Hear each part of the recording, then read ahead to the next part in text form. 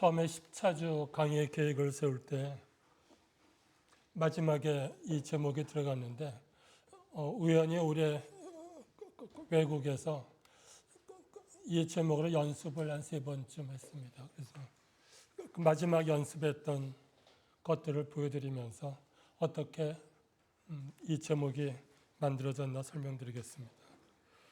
이 밑에 상해사범대학의 당시학 연구소인데 중국에서 당나라시에 대해서 가장 수준 높은 대학의 상해대학 그 중문과입니다. 그리고 거기 중문과 교수하고 저하고 또 일본의 교수하고 셋이서 이 당나라시가 동아시아 어떻게 퍼지고 어떻게 출판되고 읽혀졌나는 프로젝트를 중국에서 4년째 하고 있습니다. 그래서 올해 가서 그 강연했던 내용 아무 제목이나 하라고 해서 기류의 문학 제목을 미리 보내서 연습을 하고 돌아왔습니다. 그 다른 얘기인데 방금 허정윤 작가가 상당히 감동적으로 강의했다고 해서 제가 시간표 넣으면서 조금 이분이 어떻게 강의를 할까 걱정했는데 정말 잘 됐습니다. 지난 일요일 날은 29일인가요? 서울에서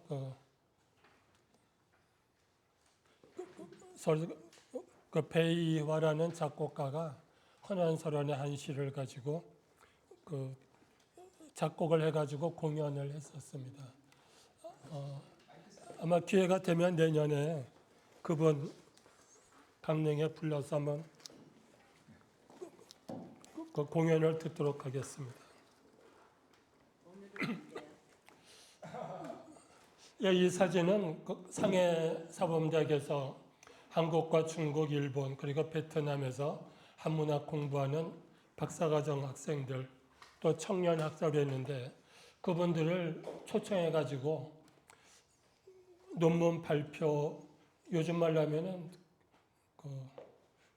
그 경연을 했어요. 그래서 상을 주었는데 그 중에서 헌안설원 시에 대해서 발표가 있었습니다. 사진 보면 모를 텐데 여기는 한국 학생도 있고 중국 학생도 있고 그리고 일본 학생도 있고 다 섞여 있습니다. 그래서 제 옆에 키가 큰 학생은 북경대학 대학원 학생인데 북경 국가도서관에 있는 조선시선을 제가 가지 못하고 북경대학에 있는 후배 교수에게 부탁을 했는데 이 학생이 가서 사진도 찍고 그래서 출판 계약 돈을 내야 돼요. 사진 한 장에 얼마씩. 그래서 전혀 몰랐는데 여기 와서 뜻밖의 만났습니다. 그래서 제가 상을 받는 뒤에 사진입니다. 그래서 헌안설원 연구하던 젊은이들을 이번에 상당히 많이 만났습니다. 상해대학에서 강연했던 내용입니다. 우리 전번에 했던 것이죠. 헌안설원 세상 떠나고 동생이 편집을 했습니다. 1590년이죠. 그래서 스승 서해 유성룡에게 발문을 받았는데 이분은 영의정입니다. 그리고 금방 전쟁이 나면서 임진왜란을 승리로 이끌었던 충무공의 친구이고 그리고 헌안설원 오빠 허봉의 친구이기도 합니다. 그리고 같은 동네에 살았어요. 서울에 지금 명동인데 백병원이 있던 그 앞 동네에 충무공도 살았고 유성룡도 살았고 그리고 최당 선생의 아드님들도 거기 살았습니다.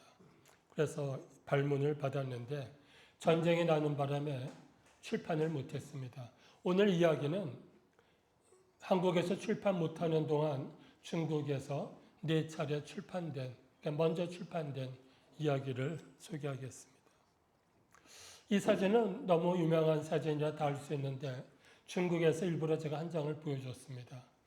이게 중요한 것은 헌안설원의 마지막 시가 바로 이러한 상황에서 벌어집니다. 어떤 시인지 아세요? 마지막 시. 그분이 강릉에 왔어요. 강릉에 와서 외삼촌의 상을 당해서 왔는데 그때 꿈속에서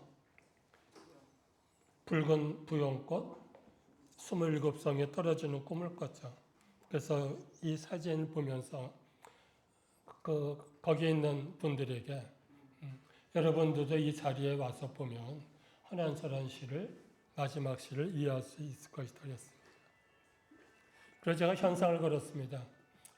내년에 1년 동안 헌안설한 시를 가장 잘 쓰는 청년학자를 강릉으로 초청하겠다고 그랬습니다. 물론 뭐 비용은 제가 내겠습니다. 선양이가 가난하다는 소식을 들어서.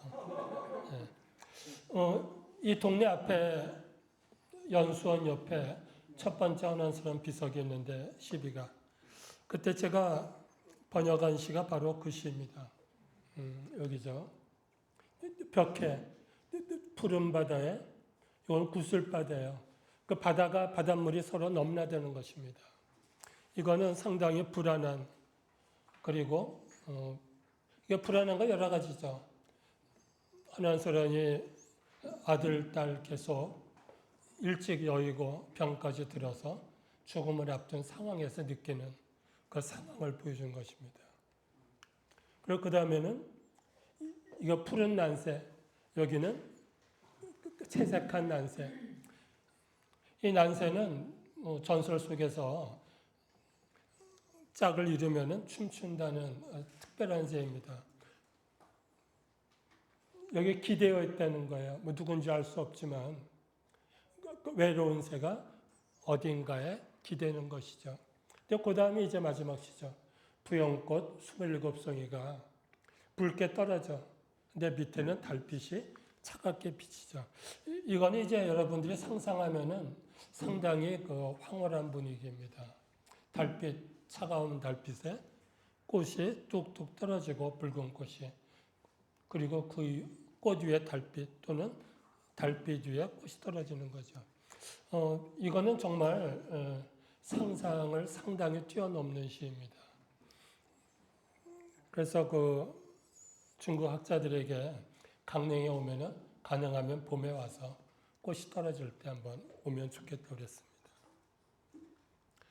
이건 다운인 얘기지만 처음 저 고증을 할 때 첫 번째 조건이 책을 보는, 독서하는 조선 때 여자는 책 볼 일이 없다고 그랬습니다. 그런데 책을 보는 여성을 그려달라.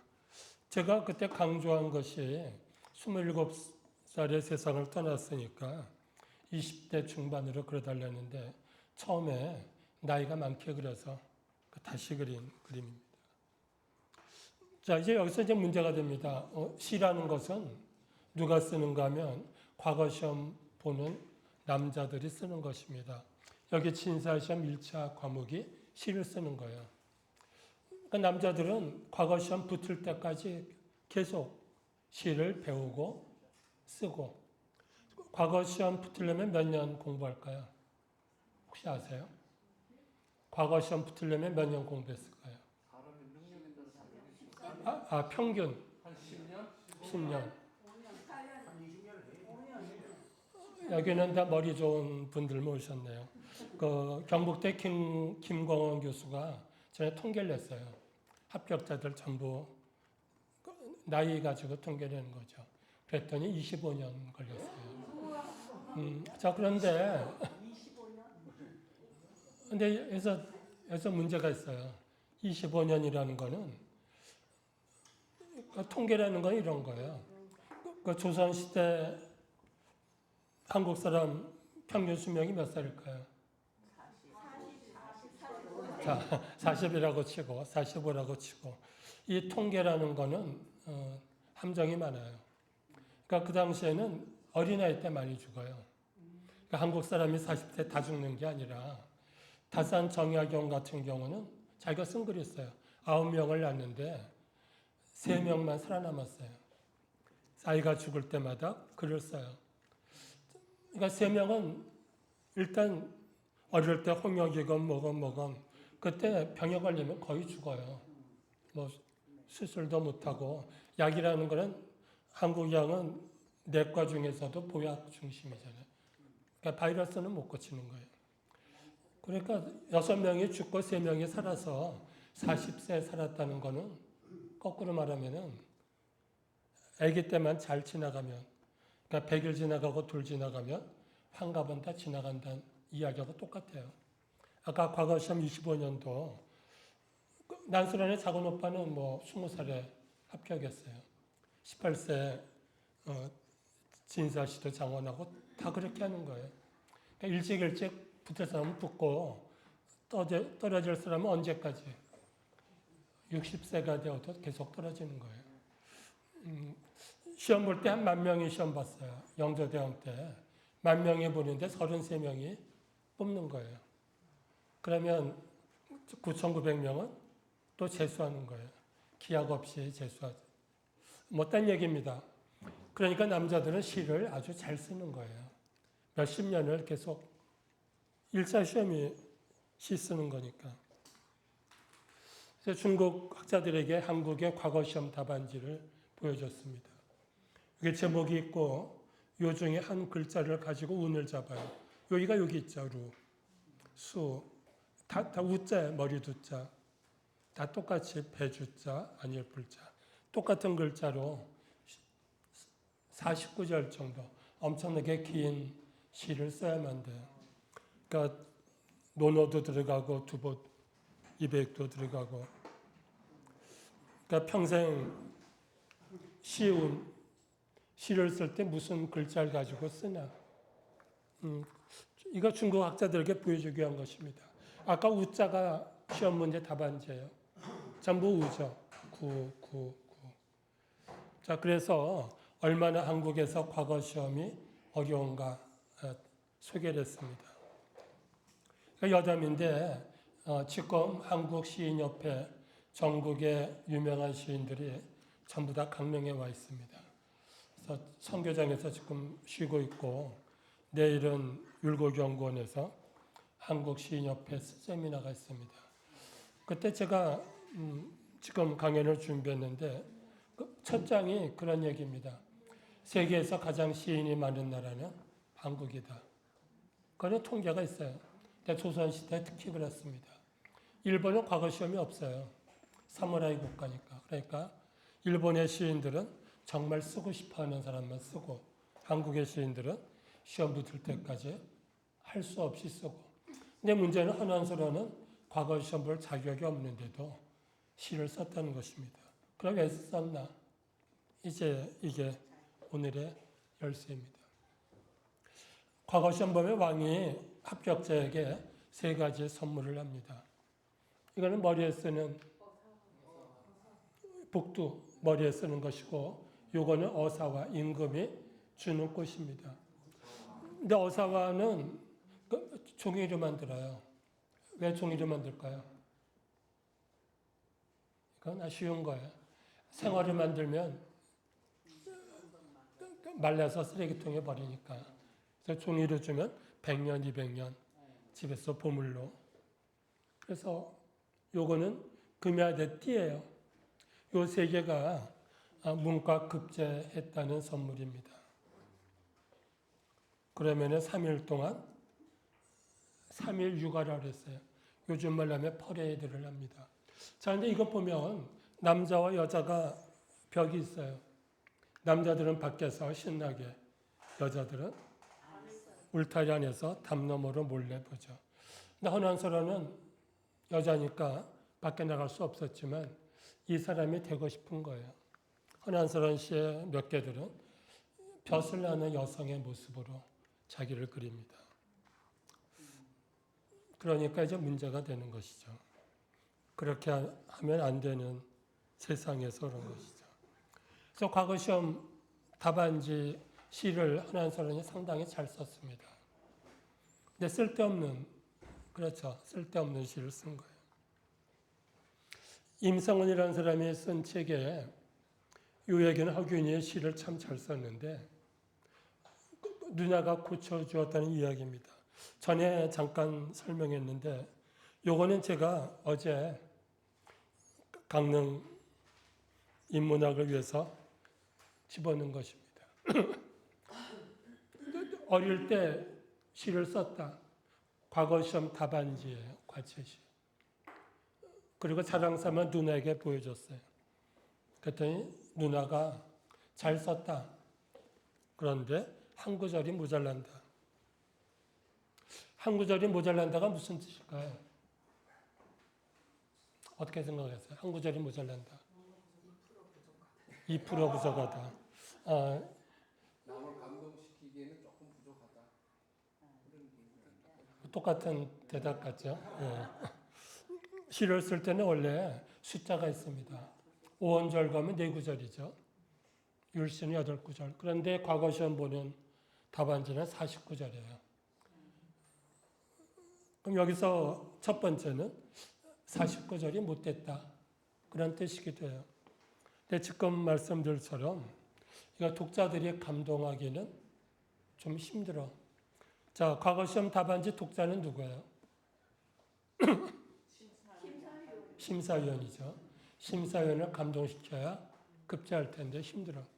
자, 그런데 밑에 한한설론이 써준 2구절 보면은 좀 이상해요. 과거 시험 심사위원이 저거 보고 점수를 줄까요? 이거는 요즘 말 연애시입니다. 그러니까 허균 선생이 시험 공부하다 지겨우니까 장난삼아 연애시를 쓴 거예요. 근데 형식은 과거 시험 형식이에요. 그러니까 과거 시험 형식 가지고 뭐든지 할 수 있어요. 부모는 아들이 시험 공부하는 줄 알고 있는데 아들은 딴짓하는 거죠 지금. 근데 누나가 도와줬어요. 이거는 당나라 시 분위기입니다. 송나라는 주자를 비롯한 성리학자들이 발전한 시기예요. 그때 시는 이것보다 훨씬 더 유교적이죠. 도가적입니다. 근데 당나라 시는 특히 이백 같은 늘 술 먹고 낭만적인 시를 썼어요. 이거는 이 집안 오빠나 동생이나 전부 다 당나라 시를 많이 공부했다. 상해에서 강연했기 때문에 일부러 그 얘기를 했습니다. 한한설원 시 시집 첫 장.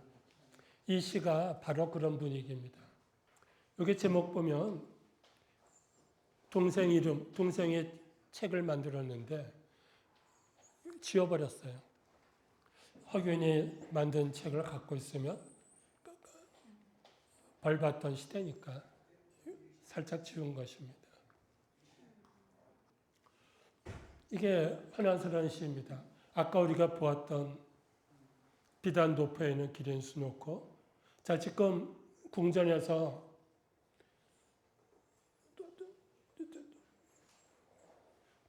관원들끼리 회의를 하고 나오자마자 어디로 가요? 말 타고 술집으로, 꽃속에서 기생집에서 정신 팔려 지내는 모습.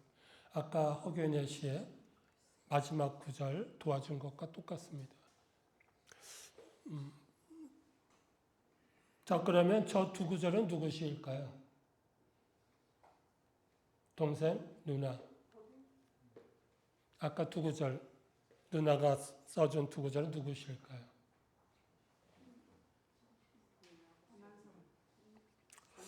제가 과거 시험 답안지 책을 수십 권을 샀는데 그 책 속에 하나, 아까 그 시입니다. 그리고 허균. 그러니까 이 시가 재미있으니까 많은 사람들이 베꼈어요. 실제 답안지가 아니지만. 요거는 잘 썼다고 독자들이 점을 찍는 거예요.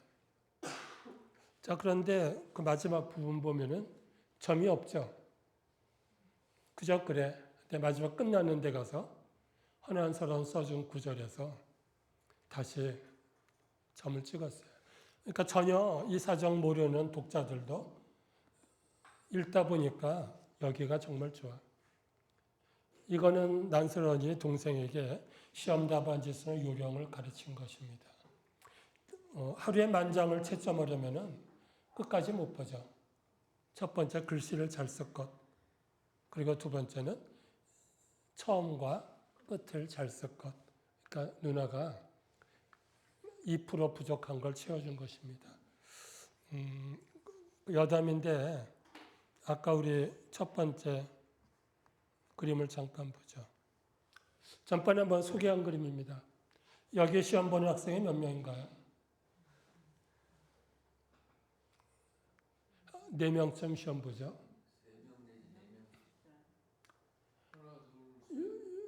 서당 훈장이에요. 훈장이 답안지를 만들어주죠.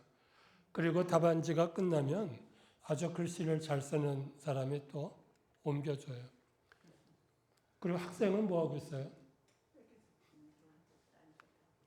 딴짓이 아니라 감독관이 보나. 이거는 감독관이 못 보게 늘 필요한 거죠.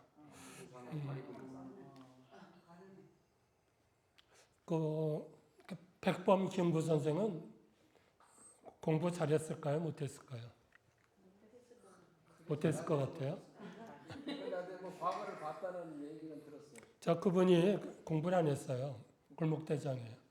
이제 부자니까 어머니가 계속 서당에 보냈어요. 그래도 뭐 공부를 안 했죠.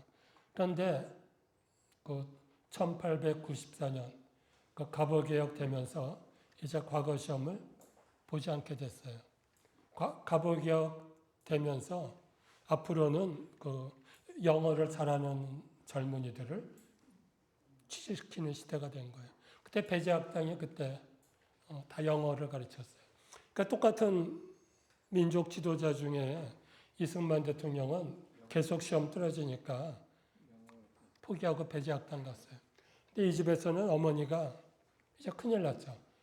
과거 시험 없어지니까. 그래서 훈장에게 부탁을 했어요.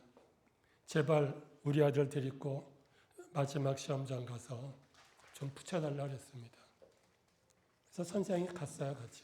이거는 전설이 아니라 백범 선생이 자기 백범일지에 쓴 자기 자서전이에요. 그래서 백범은 시험 공부도 안 하고 선생만 믿고 갔죠. 근데 가서 보니까 물론은 그게 아니에요. 가서 보니까 이쪽은 젊은이들이 있고 이쪽에는 노인들이 수천 명이 있는데 전부 다 여기다가 요즘 말로 하면은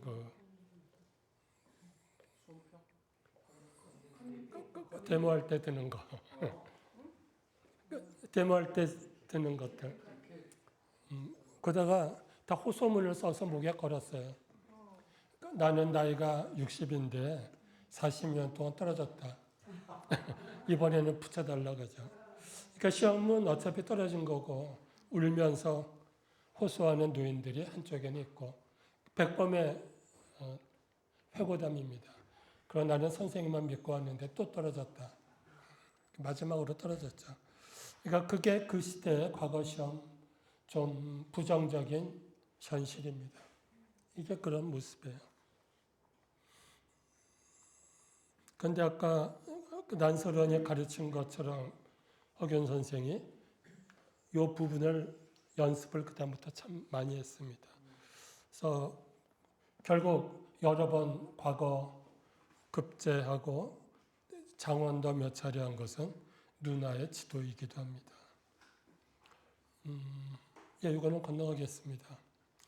전번에 했던 얘기들입니다.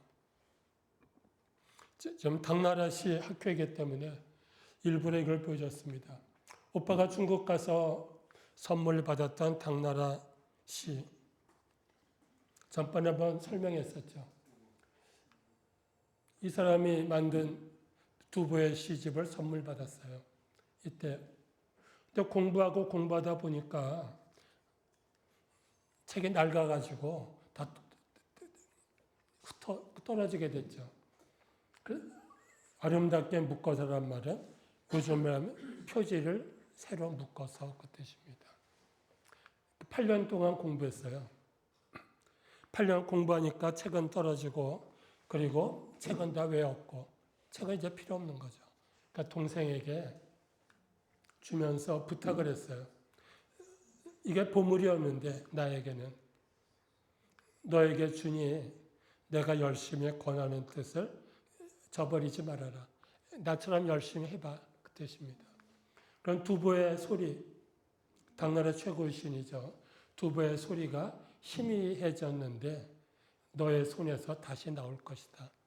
너는 나보다 똑똑하니까. 그런 부탁입니다. 이때면은 난설원이 시집가서 20살쯤 됐는데 여전히 시를 가르쳐주는 스승이 한국에서 제일 많이 보는 책이 아까 우주인데 이쪽에 소보라는 사람이 쓴 오빠가 동생에게 준 책은 이쪽 책입니다. 글자가 훨씬 더 크죠. 아까 오빠가 뭐라 그랬어요? 이거보다 훨씬 더 간명하다.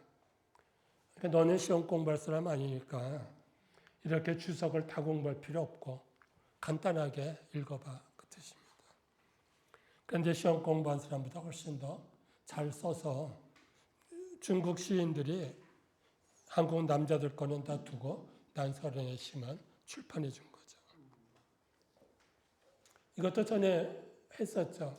송필 누이 동생에게 붓을 보내면서 여기 충어 벌레와 물고기를 그려봐 했는데 한한설원이 그린 거는 전번에 새 그림을 제가 몇 장 보여줬죠. 중국에서는 2개만 보여줬습니다. 이 새는 물론 하늘을 날아가고 싶어 했던 난설원의 꿈을 그린 것입니다. 이게 학이죠. 헌안설원 시 학이 상당히 많이 나오죠. 헌안설원의 유일한 친필 시입니다. 여기 보면은 앞에도 학, 끝에도 날빛자입니다. 헌안설원 글씨는 정말 하늘 날아가는 것처럼 글씨가 상형 문자기도 하지만 빛자 이렇게 쓰고 보니까 정말 날아가는 모습이죠. 난설원의 모습, 자기 이름도. 아마 양반들이 보면 글씨가 단정하지 못하자 하고 야단쳤을 텐데 한원설원은 자기 성격대로 하늘을 날아가고 싶은 마음을 글씨에 담은 것이죠. 이건 다 건너가겠습니다. 다 중국 학생들에게 설명한 것입니다. 난설원 백옥루 상냥문 보면 이분이 얼마나 스케일이 큰지 알 수 있습니다. 이백은 당나라 최고 시인이고 이하도 이백 다음에 유명한 시인인데 헌안설원의 그 눈높이는 저 두 사람이에요. 자부한다는 거죠. 내가 이백이나 이하보다 못하지 않다고 자부했어. 상냥문 여기 중간중간에 나옵니다. 태백이 200, 우리 이태백 그랬죠. 태백은 취해서 고래 등을 타고 하늘로 날아갔어. 전설입니다. 상냥문 광안전 주인이 백옥루를 짓고 상냥식을 하려고 했는데 누구에게 그를 부탁할까? 난설한 생각이에요. 옛날 같으면 당나라 시인 이백이 와서 썼을 텐데 그 사람 술 먹다가 술에 취해서 고래 타고 하늘로 간 지 오래돼. 그러니까 그 사람은 올 수 없어. 다음에 장길은 이하라는 시인이에요. 이 사람도 뱀사자예요. 사실이 너무 많아서 그 사람도 적당치 않아. 그 세 번째는 나야. 내가 써야지 그 말입니다. 여기 전부 다 똑같은 얘기들입니다. 적선, 하늘에서 귀양 온 신선이 200이죠. 전부 이러니까 누가 좋아하겠어요, 남자들이. 존경하던 시인들을 난설원은 나보다 못해 하고 쓴 것입니다. 허균 선생이 이 눈의 시를 첫 번째 출판한 책이 이것입니다. 시집이 나오기 3년 전에 황해도 수안군수 때 한석봉을 불렀어요. 여기 석봉이죠. 한석봉, 그러니까 우리 누나 글이라면 우리나라 최고의 명필이 써야지. 그래서 한석봉을 불러가지고 쓰게 한 것입니다. 한석봉의 친필인데 그걸 목판본으로 해서 출판한 것이죠. 그러니까 전쟁 뒤에 첫 번째 출판은 이 책입니다. 근데 이게 중국 가서 엉뚱한 얘기가 됐습니다. 난설원이 워낙 공부 많이 하고 천재여서 8살 때 상냥문을 지었다. 이거는 거짓말이죠.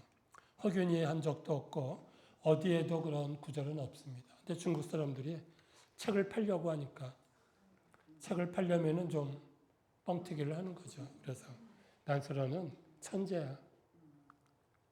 입증되지 않은 중국식 과장법이죠. 그래서 중국 학자들에게 이제 광안전 소개를 했습니다. 한국에 제일 큰 정원이 남원의 광안루원, 여기 정원 원자가 있습니다. 이 앞에 있는 게 오작교죠. 이 광안전은 그 달이에요. 달. 그러면 달이 있으면 우주죠. 이게 우주예요, 지금. 이거는 이 물은 뭘까요? 은하수죠. 그러니까 그렇게 꿈을 꾸는 거예요. 지금 정원을 만들 때 달이 있고 앞에는 은하수가 흐르고 은하수의 다리는 오작교죠. 그래서 견우와 직녀가 만날 때 은하수를 건너가는 그 전설을 땅에다가 재현한 것입니다. 그러니까 헌현설화는 종이 한 장에다가 광안전 생략문을 썼고 광안루 처음 지은 사람이 누군가요? 혹시 아세요? 황희정승입니다. 세종대왕 때 황희정승이 여기 귀양 갔다가 처음에 조그맣게 졌어요. 근데 전설이죠. 전설이 재미있으니까 그 다음에 자꾸 오는 사람마다 더 키웠어요. 그리고 몇 백 년 지나가면 조금 더 커지고 그래서 지금처럼 됐죠. 앞에 완월정, 완은 구경한다는 뜻입니다. 달 구경하는 정자. 앞에 광안전이 달이잖아요. 그러니까 건너편의 정자는 완월정이에요. 혹시 삼신산 이름 아세요? 삼신산. 복례, 영주. 자, 끝에가 어렵네요. 복례, 영주, 방장. 방장은 어딘가요, 한국에서? 지리산. 복례는 금강산. 영주는 한라산. 그렇죠. 근데 영이라는 거는 바다라는 뜻이에요. 바다. 근데 동해 바다가 영이죠. 제일 큰 바다. 그래서 강릉의 예드림도 이명, 바다를 마주하고 있다 그랬습니다. 그러니까 강릉은 삼신산 중에 두 개를 갖고 있는 거죠. 복례와 영주 다 있죠. 그래서 이 광안전에 가면 앞에 영주각도 있고 은하수의 섬이 3개 만들었어요. 그러면 삼신산이 하나하나. 그러니까 광안루 춘향이와 이도록만이 아니라 거기서 헌현설원의 어떤 꿈을 한번 볼 수도 있습니다. 근데 조선시대 시인들이 헌현설원의 생략문 가지고 그 게임을 했어요. 이 어떤 게임인가 하면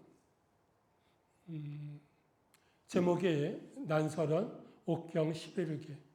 아까 백옥루 상략문 했는데 누각이 12개예요.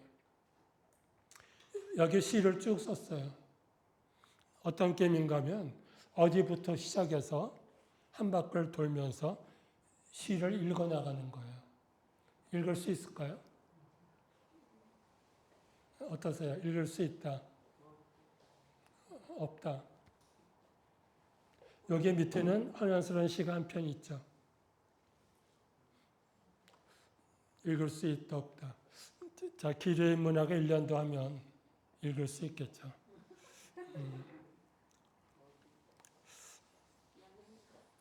자, 이제 어떻게 헌현설원 시가 중국으로 갔나? 가는 길은 언제나 똑같습니다. 의주에서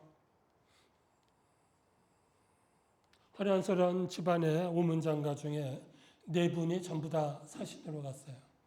초당 선생부터 큰아드님이 제일 많이 갔고 둘째 아드님도 한 번 갔고 허균 선생도 4번 사신을 갔습니다. 이 길이 언제나 똑같아요. 그때마다 헌현설원 시를 가지고 가는 것입니다. 이런 문제예요. 한국 사람들이 시를 쓰는데 중국어를 알 수 있을까요? 없을까요?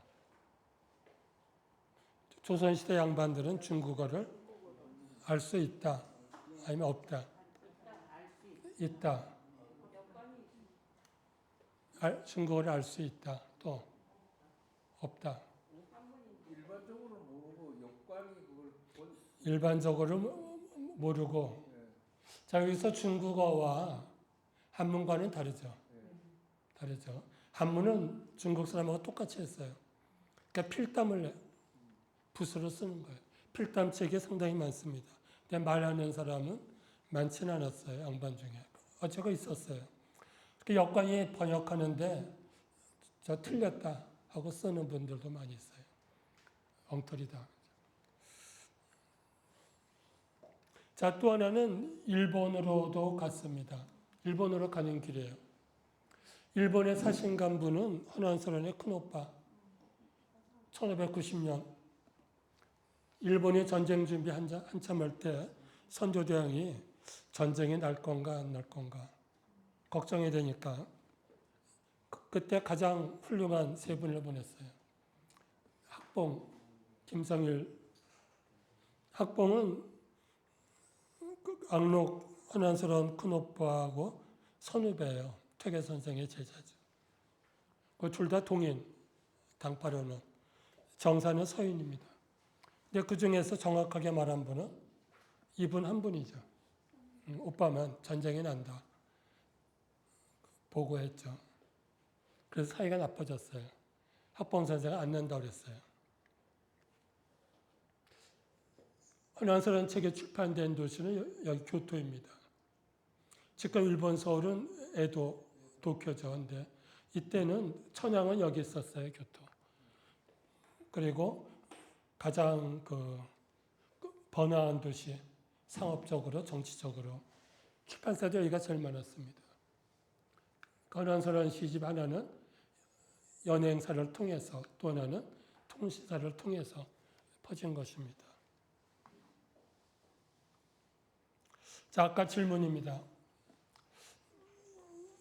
한자가 한문이 아니라 한자가 글자죠. 한자 문화권이라고 했어요. 한자가 한 동아시아에서 10개 지역에서 쓰이고 있습니다. 지금. 여기는 어딘가요? 타이완. 요거는 발음이죠. 여기는 중국은 발음 이렇게 표시하고 글자가 달라요. 간체죠. 한국과 북한은 가장 옛날 한자입니다. 가장 옛날 한자. 그래서 발음도 한국식. 아까 제가 질문을 간단하게 했는데 이거는 상당히 중요한 문제입니다.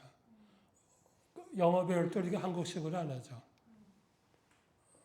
외국어는 다 그 나라 발음대로 해야 돼요.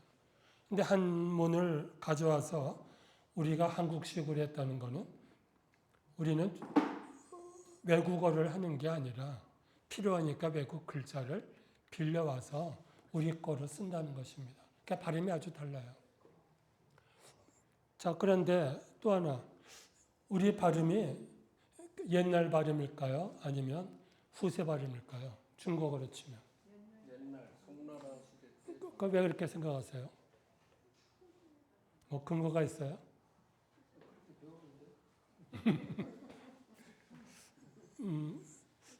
언제나 문화가 밖으로 나가면 밖으로 나간 게 더 오래 보존해요. 본토에서는 계속 바뀌어요. 한 번 이민 간 사람은 30년 전에 한국어, 예를 들면 30년 전에 한국식 생활, 우리보다 훨씬 더 보수적으로 미국서 살고 있어요. 옛날, 바꿔 말하면 옛날 못 살 때 생각, 아직도. 그래서 한국에 모처럼 올 때는 한국 사람 보기에는 참 신통치 않은 선물들을 많이 사와요. 이거 못 먹었지 하고 사오는데 한국은 훨씬 더 앞서가죠. 그게 이제 문화입니다. 제가 한국과 중국에 수교하기 전에 중국에 갔어요. 8월 중순에 갔는데 그때는 비행기도 없고 북경으로 들어갈 수가 없던 북경을 막았어요. 빙빙 돌아서 가는 거예요. 북경에서 연길까지 30시간을 버스 타고 갔어요. 비행기도 없고. 밤에 자다가 새벽에 눈을 떠보니까 옆에 길에 여자들이 수십 명이 가고 있었는데 전부 한복을 입었어요. 근데 우리가 보기에는 상당히 옛날식 한복을 입고 갔죠. 그러니까 촌스러운 게 아니라 그분들은 그 일상이에요. 어떤 모임을 가고 있었는데 옛날 옷을 그대로 입고 옛날 음식도 하고. 제가 미국 살 때 미국 교회 가보면은 한복 입고 많이 와요. 근데 한국서는 이제는 뭐 추석 때도 안 입죠. 그게 이제 문화입니다. 여기 글자가 한국의 글자가 가장 옛날 거예요. 발음도 옛날 거에 가깝습니다. 이건 어디 거 같아요? 자, 비엔남은 글자가 다르죠. 글자가 다르고 발음도 다르고 중요한 게 있어요. 또 뭐가 다르죠? 순서가 달라요. 순서가 다른 거는 이쪽은 프랑스 식민지하면서 프랑스식으로 바뀌었어요. 그러니까 베트남 글자는 프랑스 신부가 만들었어요. 그래서 학교 이름 쓸 때도 보면 한국하고는 거꾸로예요. 학교 이름이 뒤로 가요. 대학교는 앞에 있고 학교 이름은 뒤로 가죠. 이게 끝으로 간 거예요. 일본도 글자는 또 다르고 발음도 다르죠. 마카오, 홍콩까지 다들 다르게 쓰는 거예요. 여기서 문제는 눈으로 보고 번역은 했는데 시를 쓸 때는 문제가 돼요. 아까 우리가 볼 때 시운이 있었죠. 똑같은 소리끼리 묶었어요. 자, 그런데 우리가 막연하게 아까 그 누, 우, 구, 수, 우모음끼리 모았다. 근데 그렇게 가면 틀려요. 똑같은 우모음도 두 개, 세 개 덩어리가 있어요. 이게 상성인가 거성인가 그 책을 찾아봐야 되죠. 자, 그래서 한국 사람들이 시를 열심히 30년 공부하고도 찜찜한 거예요. 중국 사람이 보면은 맞을까 틀릴까.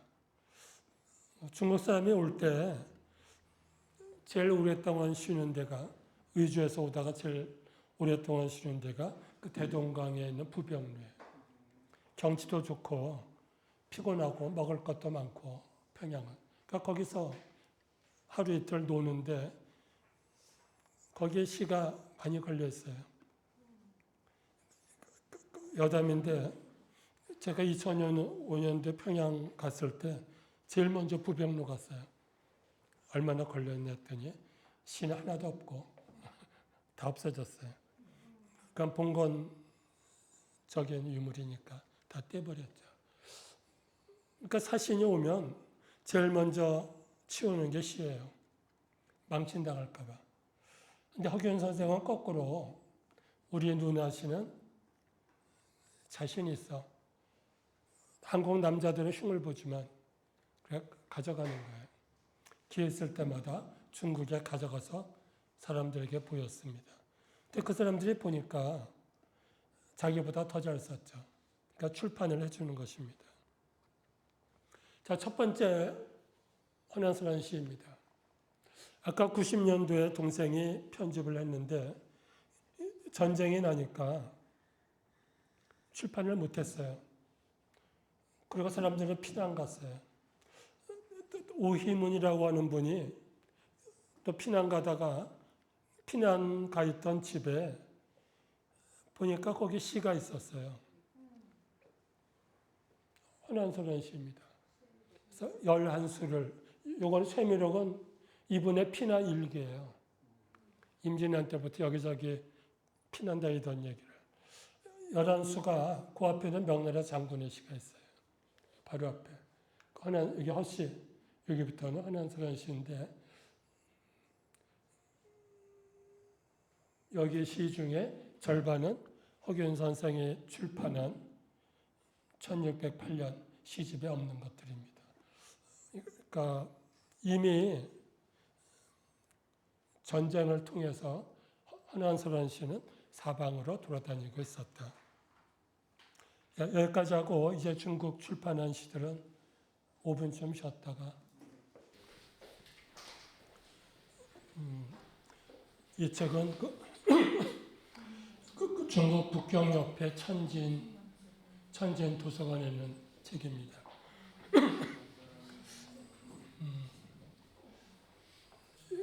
거기에 조선 여사 허경번하고 썼죠. 제목 난설의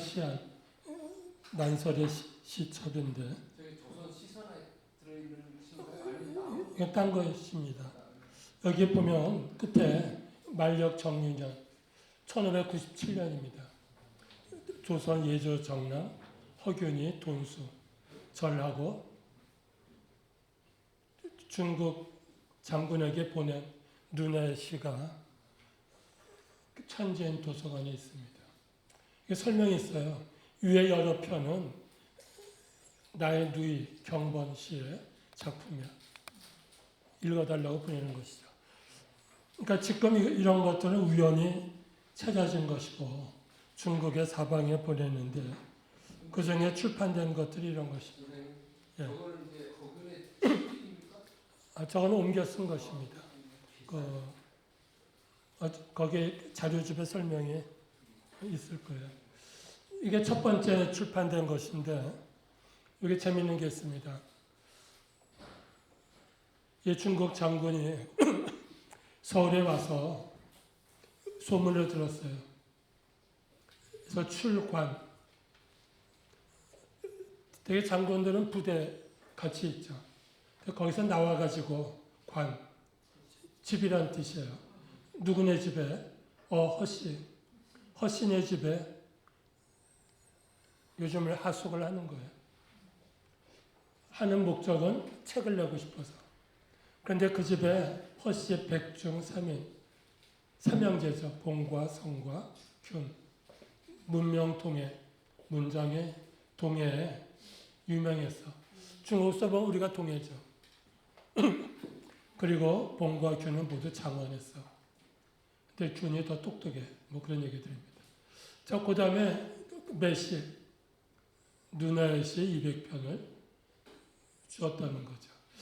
오명재라는 사람입니다. 그리고 책 뒤에는 서문을 허균 선생이 썼어요. 그래서 후서예요. 앞에는 오명재가 썼고 중국사에. 만력 28년 1600년에 서문을 썼죠. 그래서 북경에서 출판됐습니다. 여기에서 제일 많이 시가 실린 게 헌안설원의 시입니다. 저 그 중에서 전번에 잠깐 소개했지만 중국의 시진핑 주석이 서울대 강연할 때 허균의 시를 인용했습니다. 요 구절이에요.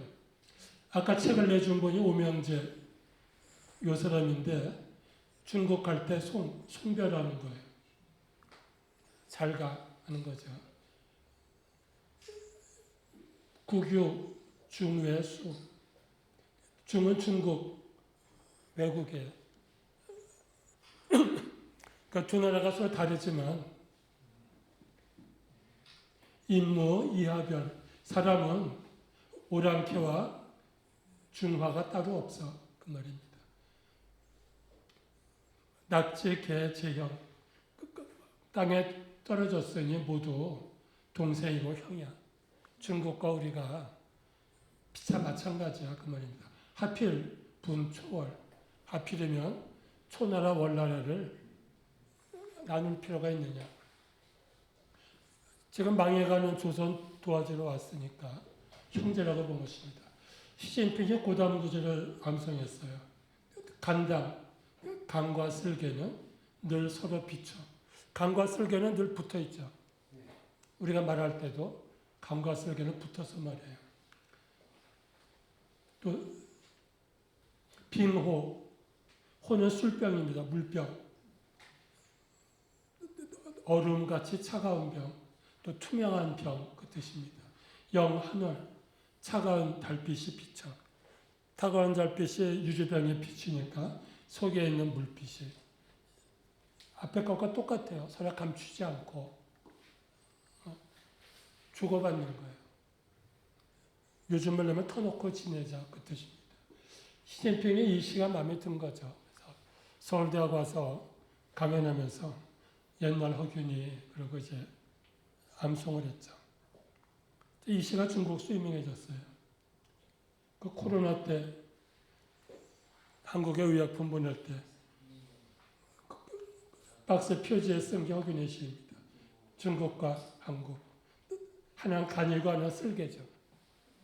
하나는 달빛이고 하나는 물병이고 우리 서로 그렇게 지내. 그랬더니 서로 그 시를 붓글씨로 썼어요. 허병길 회장님이 요즘 글씨 열심히 쓰시는데 이 글씨 보면 몇 살쯤 돼 보여요. 글씨 쓴 분이. 몇 살쯤 된 분이 썼을까요? 이 글씨를 몇 살쯤 된 사람이. 나이가 꽤 한 15, 16세? 나이가 꽤 있다. 회장님은 15, 6세? 어느 쪽이 맞을까요? 50? 예, 중학생입니다.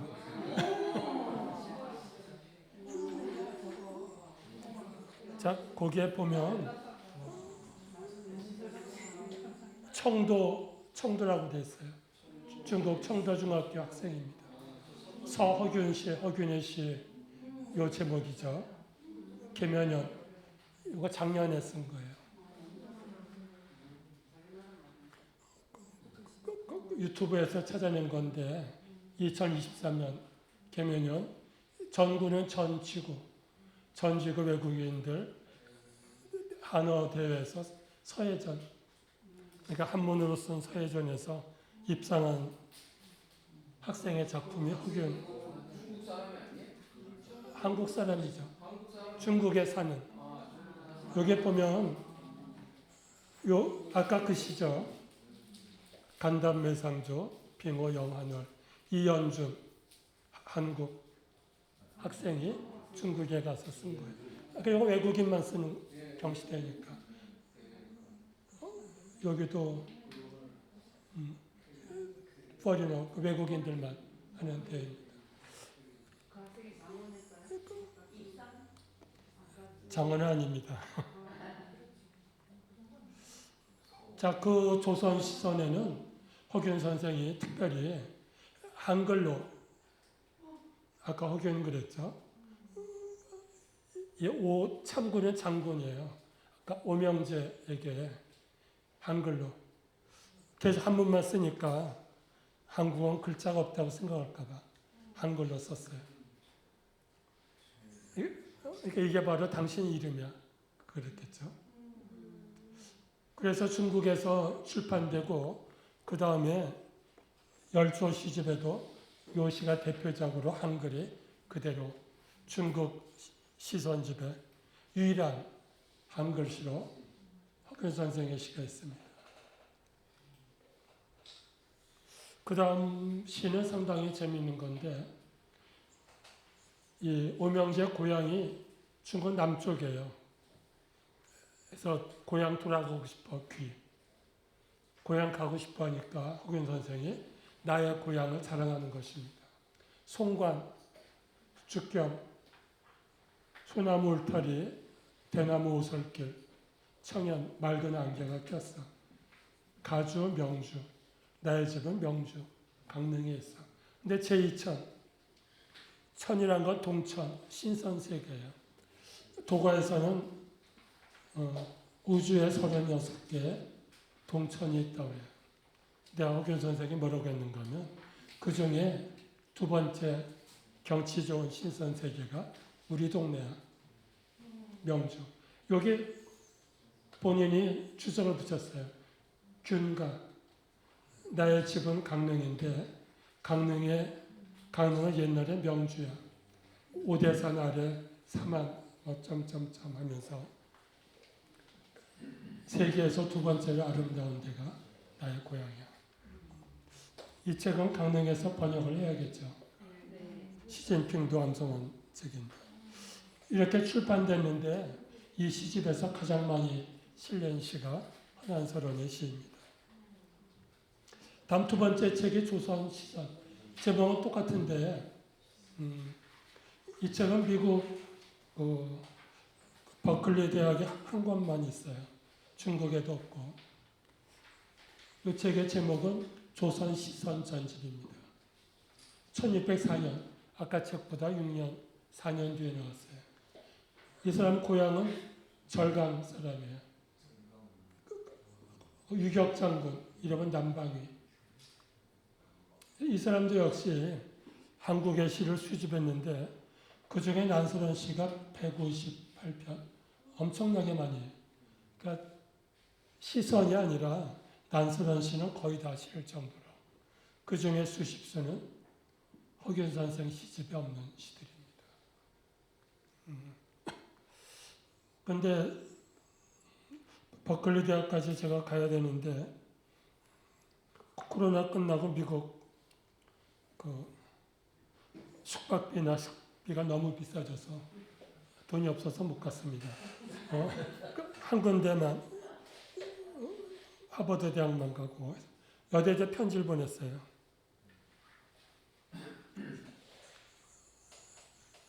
유성곡 보면 모두 300여 수, 엄청나게 많죠. 허균 선생의 거는 81수인데 300여 수가 있는데 수서 81수, 요거만 뽑았어 해가지고 얼마나 난서론을 좋아했는지 알 수 있습니다. 앞에 것도 전부 다 난서론 것들이에요. 제가 거기 버클리 대학에 신청한 것입니다. 왜 끝에 보면 교육 목적이다. 장사하는 책 아니다. 장사한다면 엄청나게 비싸죠. 다 연구용이 됐습니다.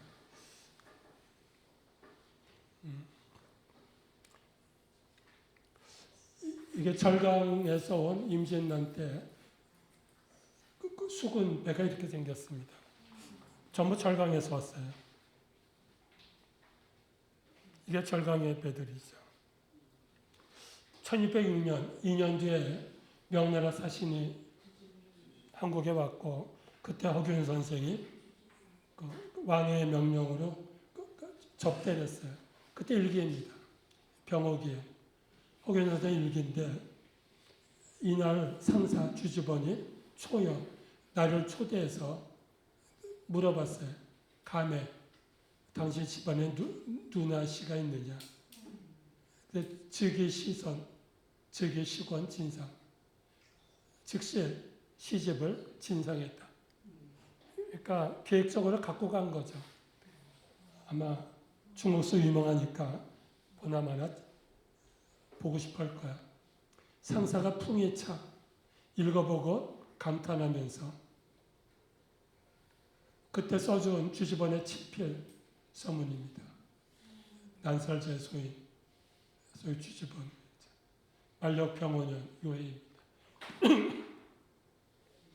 이거는 또 우연히 찾아낸 거죠. 그리고도 돈이 없어서 출판은 못했죠. 성경관에 가면 명령다 글씨 쓴 분이 주지번입니다. 여기 주지번, 병원년. 아까 서울에 왔던 애가 병원년입니다. 이 자리에 한석봉의 글씨가 있었어요. 주지번을 보니까 너무 글씨가 좋아서 저거 가져가고 싶다니까 성경관에서 그럼 대신 써라. 그래서 여기는 주지번의 글씨가 있고 한석봉의 글씨는 중국어로 갔죠. 그래서 중국에는 한석봉의 허난서론 상량문과 명명당의 글씨가 상당히 많이 중국가 있습니다. 이거는 기류인문학 원고를 썼는데 7월 달에 절강대학에서 세계와 절강, 그래서 문명 교류 학설대를 한다고 한국에서 저를 불렀습니다. 그래서 제가 생각하기에 허난스러운 시집은 전부 저 절강에서 나왔어요. 지금 본 것들이.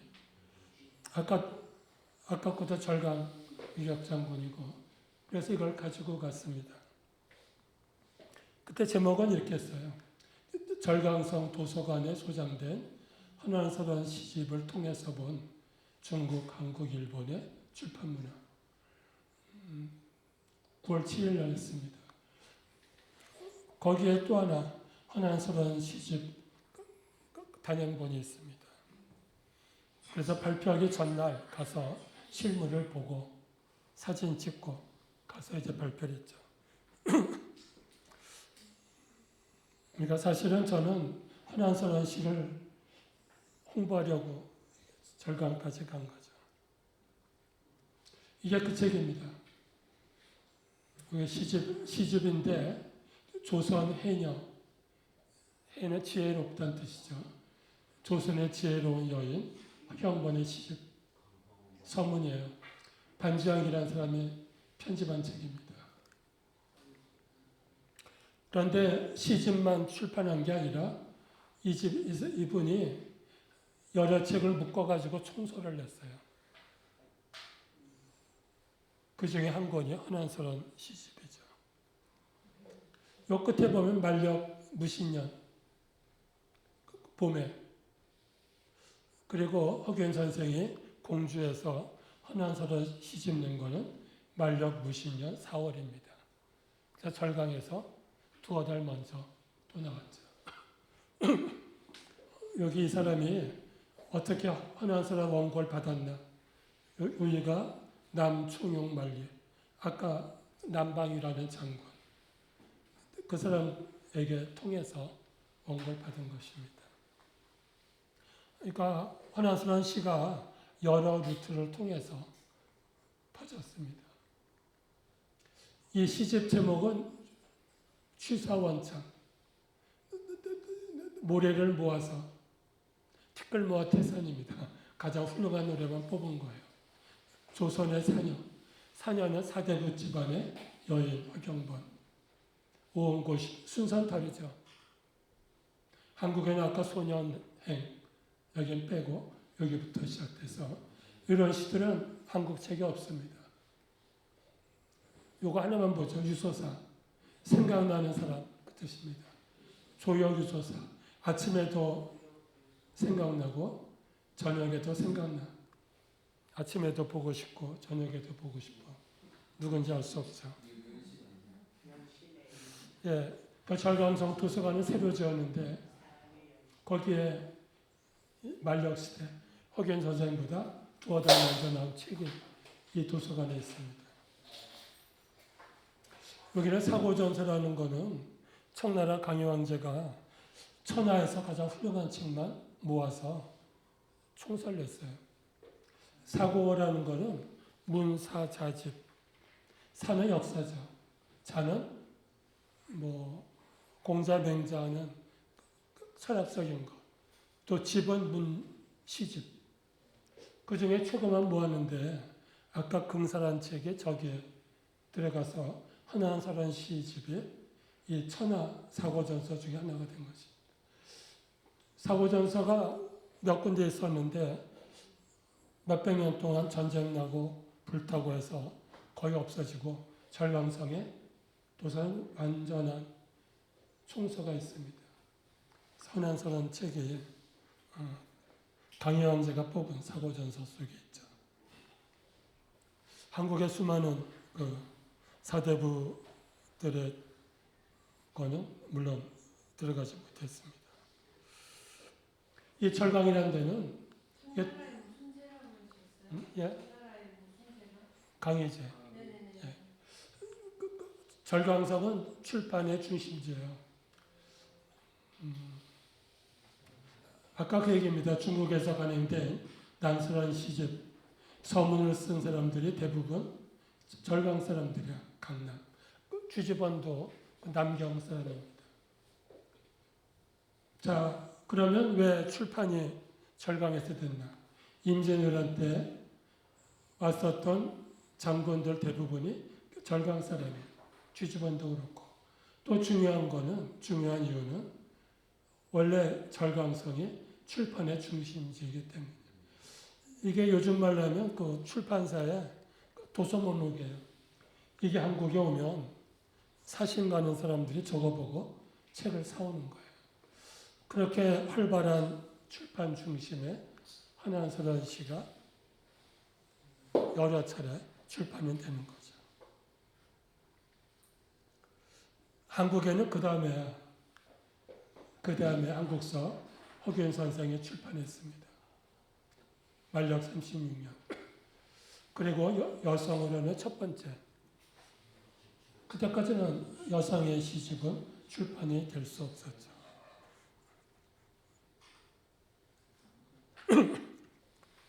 열조 시집. 열조 여러 나라 그 뜻입니다. 아까 한문으로 썼던 중국, 한국, 일본, 베트남 비롯한 수많은 나라. 거기에 한 시를 뽑은 거예요. 여기 앞에 유여주의 처. 아무 설명도 없는데 허씨, 허매씨, 허균의 누나 할 때는 한한서란 전기예요.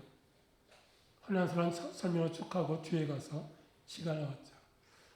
그래서 얼마나 중국에서 이분을 훌륭하게 생각했는지. 누가? 출판사 사람들이. 출판사가 왜 한한서란 시를 좋아했을까요? 그건 알 수 없죠. 잘 팔릴 것 같으니까. 그건 나중에 보죠. 또 명시종. 명나라가 망하니까 청나라 때 대표시를 전집을 냈어요. 명시종. 여기 한 권이 조선인데 이 사람이 냈습니다. 이 책은 제가 하버드 대학 가서 여기 하버드예요. 학굴 영경어 옌칭 도서관. 중국에 지도를 그려보니까 제가 북경 천진 해가지고 7군데를 돌아다녀야 되는데 비행기 값도 미국 가는 게 더 빠르죠. 중국 국내선. 워낙 멀리 뚝뚝 떨어져서. 그래서 미국 가서도 한꺼번에 했습니다. 여기 명시종에도 허경번 경우에는 상당히 자세하게 한한서란 소개를 했습니다. 그런데 전부 소개를 잘못했어요. 이름은 경번이고 자는 난설이다. 그러니까 거꾸로죠. 그러니까 중국 사람이 알지 못하니까. 그리고 봉과 균의 누이 동생이다. 진사 김성립에게 시집갔는데 후에 성립의 순국, 임진왜란 죽었죠. 순국 난 수의 여도사. 남편이 죽고 나니까 드디어 여도사가 되었다. 그러니까 상상하는 거예요. 난설원이 신선시를 많이 썼죠. 유선사. 그 남편 죽으니까 막 도사가 됐을 거예요. 중국에는 도사가 많죠. 그리고 상상 속의 전설을 쓴 것입니다. 자, 여기에는 경번 8세 작 광안전 백옥류 상령문. 여기부터 이제 소설이 만들어지는 거예요. 그러니까 책을 펴려고 이 여자가 8살 때 상냥문을 썼어. 뭐 믿거나 말거나 출판이 됐죠. 근데 실제는 실제는 기록이 없습니다. 예. 그러니까 그런 걸 얘기 안 하는 게 좋죠.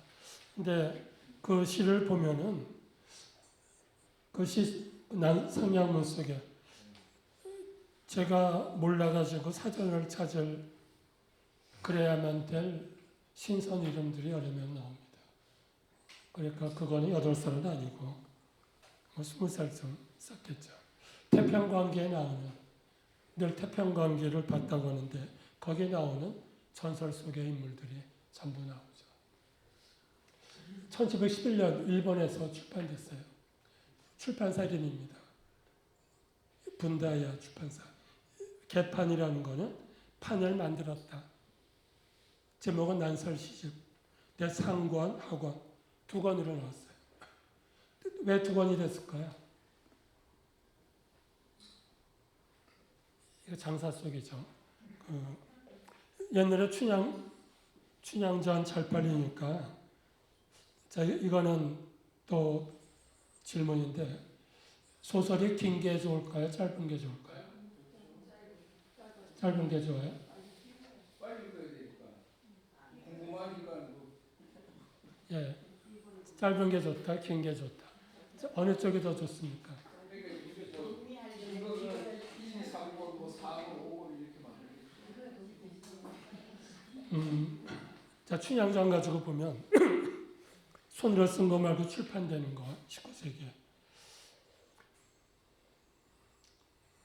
한쪽은 80장이에요. 한쪽은 22장입니다. 한쪽은 서울이고 한쪽은 전주예요. 어느 게 서울 걸까요? 긴 거? 짧은 거? 예. 아니, 제 생각에 짧은 거가 원 그건데 그거를 나중에 사람들이 궁금하니까 너무 붙여가지고 길게 만든 거 아니야? 그거는 지금 말처럼 지금 이 자리에서도 독자마다 요구가 다르죠. 어떤 사람 연속곡 빨리 끝내면 아쉬워하죠. 할 건 다 했는데 그거 끝이 없죠. 짧은 게 서울 겁니다. 서울은 25장보다 계속 줄어들어요. 그러니까 출판비를 아끼는 거예요. 서울 사람들은 싼 거를 샀어요. 근데 지방 사람들은 긴 걸 좋아하니까 전주 거는 80장까지 가요. 또 전주 거는 판소리 가사를 쓰는 거예요. 자꾸 끼어드는 거예요. 판소리 속에 이것도 끼고 저것도 끼고 춘향전과 관계없는 게 상당히 많습니다. 근데 그게 재밌으면 긴 걸 사는 거죠. 그러니까 그거는 정답은 없는데 독자마다 취향은 달라요. 여기서는 시가 늘어나지 않았어요. 여기는 허균 선생 거를 그대로 했어요. 그러니까 중도 거 안 보고 했죠. 근데 두 권으로 잘랐어요. 그래도 팔릴 거라고 생각한 것입니다. 이거는 허균 선생 책에서 글자만 바뀌었어요. 그러니까 책을 그대로 복사해서 찍으면 안 돼요. 그건 해적판이죠. 그러니까 일본식으로. 일본식이라는 거는 여기에 뭐가 일본식인가요? 우선 동네 외관이라는 데가 있습니다. 일본인들이 사는 곳인데 지금도 외관이라는 동네가 일본에도 있고 부산에도 있고 경상북도 칠곡, 낙동강 외관이 여러 개 있어요. 임진단 전에는 일본 사신이 서울까지 오면서 중간중간 외관이 있어요. 거기서 먹고 자고. 근데 전쟁 때 왜군이 그 사신들이 오던 길로 그대로 왔어요. 길을 아니까. 그래서 전쟁 뒤에는 부산에서 멈추게 하고 거기서 일을 봤어요. 그곳입니다. 여기는 쓰시마 사람이 한 300명 정도가 늘 여기서 먹고 자고 살았어요. 그래서 무역도 하고 그리고 3년에 한 번씩 교대해요. 계속 살 수는 없어요. 그래서 쓰시마의 남자들은 평생에 한 번쯤은 부산에 와서 돈을 벌게 돼 있죠. 자, 그런데 아까 난설원 시집이 두 번째 출판된 데가 동네예요. 동네에서 출판이 돼요. 그러니까 외관에 와 있다 일본 사람들이 그 책을 가져갔어요. 자, 문제는 이런 것입니다. 일본 사람들이 필요한 물건이 있으면 우리 정부에 청구해요. 이걸 가져가고 싶다. 해마다 그 목록이 있습니다. 외인 구청 등록. 어떤 책을 요청했나? 구청한 잔물 그랬죠. 그러니까 책만이 있는 게 아니라 뭐 불경도 있고 쌀도 있고 인삼도 있고 엄청나게 많죠. 그래서 제가 전에 부산에 외관 연구회가 있는데 거기에 강연 갈 때 이 책을 다 확인했어요. 그랬더니 끝까지 없었어요. 헌안설원 시집을 가져간 기록이. 말하자면 저거는 외관에 있던 일본 사람이 동네에서 다시 나온 난설원 시집을 몰래 가져가서 출판한 것입니다. 자, 여기 보면 한국 책과 다른 차이점이 있습니다. 혹시 보이세요? 어떤 게 다른가요? 옆에 일본식 부호들이 있어요. 요거는 훈점이라고 해요. 훈점. 설명하는 거예요. 여기는 숫자가 있어요. 2, 1, 2, 1. 이거는 여기 먼저 읽고 여기를 읽어라 그 뜻입니다. 한국어와 일본어는 순서가 똑같아요. 근데 중국어는 영어와 똑같아요. 그래서 가장 큰 차이점은 앞에 주어는 똑같아요. 나는. 근데 그 다음에 한국어는 목적어가 먼저 나오죠. 집에 간다. 근데 영어나 중국어는 간다, 집에. 이거는 중국어 문법으로 썼는데 이거부터 먼저 읽고 그러니까 모광을 요지에서 헤어져. 이게 한국과 일본의 문법이에요. 일본 출판사는 이 훈점과 가해를 뜨는데 이거를 찍어가지고 독자들이 읽기 쉽게. 그러니까 절반은 번역을 해준 것입니다. 아까 제가 동아시아 공통문자인 한자가 어떻게 다르게 쓰였나 했는데 일본은 이렇게 다르게 쓴 거예요. 그러니까 이거는 중국 시집과 다르죠. 중국은 똑같이 했고 일본은 절반을 번역해서 출판한 것입니다. 자, 일본은 시가 우리보다 수준이 훨씬 낮아요. 과거 시험이 없거든요. 사무라이 국가니까 직업적인 시인이 없어요. 그럴 수밖에 없죠. 시험 공부하자. 이렇게 해줘야 해석을 하는 거죠. 이게 그 책에 있는 동양문고입니다. 동양문고는 그 미쓰비시 재벌이 만든 도서관이에요. 그러니까 좋은 일도 많이 했죠. 미쓰비시가 옛날에 해방전에 그 전쟁 물자를 많이 만들고 돈 벌었는데 유명한 좋은 책들을 많이 사가지고 동양문고라고 했고 그 앞에 이 정원도 있어요. 이 정원이 일본식 정원 중에 가장 큰 정원인데 둘 다 같은 소속이었습니다. 내가 전부 이제 기부했어요. 그래서 아까 도서관도 국회 도서관 동양문고라고 소속은 국회 도서관이고 그 도서관 입장료가 10,000원 정도. 그러니까 아주 비싼 도서관이죠. 앞에 거는 제가 갔던 8월달이고 제가 가지 못했던 거 사진으로 봤습니다. 앞에가 다 학들이에요. 여기 보이세요? 하얀 새들이 쭉 있죠. 환상적이죠. 그래서 거기 도서관 가서 피곤하면 앞에 가서 볼 수 있게 정원까지 같이 있습니다. 이제 중국에서 마무리하는 쪽입니다. 중국 학자들에게 소개한 거죠. 헌안설원 친정에 가지고 있는 친필과 그림. 여기도 역시 하늘을 나는 새죠. 헌안설원에 이루지 못한 꿈을 시 그리고 그림에서 담았다 그랬습니다. 한경고인서, 한가롭게 옛사람의 책을 본다. 태평관계이고 당나라 200과 이하의 시집을 보면서 자기의 시를 썼던 난사란.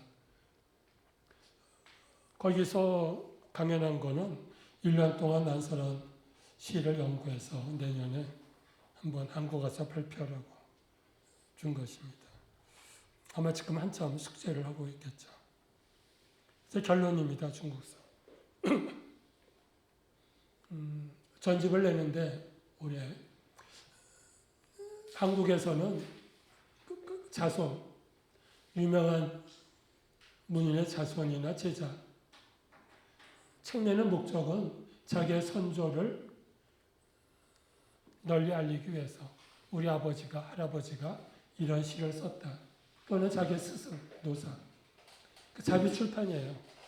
그래서 돈이 없으면 아버지가 세상을 떠날 때 유언을 남기죠, 아들에게. 나중에 돈 생기면 할아버지의 문집을 꼭. 그래서 대대로 가서 언젠가 누가 벼슬 하면 그때 책을 내요. 그러다가 집에 불나면 없어지는 거죠. 그게 한국의 자비 출판입니다. 한국에 서점이 없었어요. 그래서 19세기까지.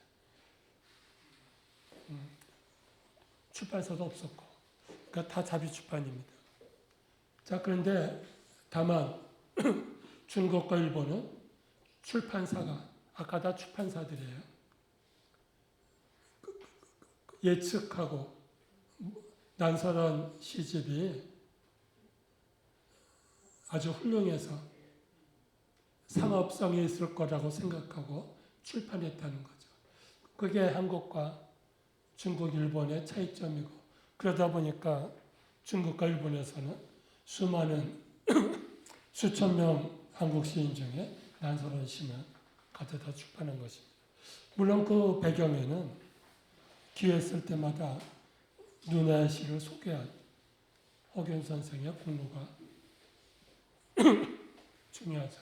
그래서 나는 장차 한국, 중국, 일본 문인들이 출판한 한한설한 시 전부를 수집해서 금년에 전집을 내려고 한다.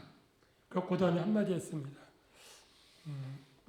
논문을 쓰겠다는 약속하면 전집을 보내주겠다 했는데 그날 한 10명쯤 신청을 받았습니다. 이제 허세강 회장님께 부탁해서 이 10권을 붙여주자고 아마 내년에는 국제적으로 난설한 시가 소개될 것 같습니다. 한 5분쯤 질문 받겠습니다. 이번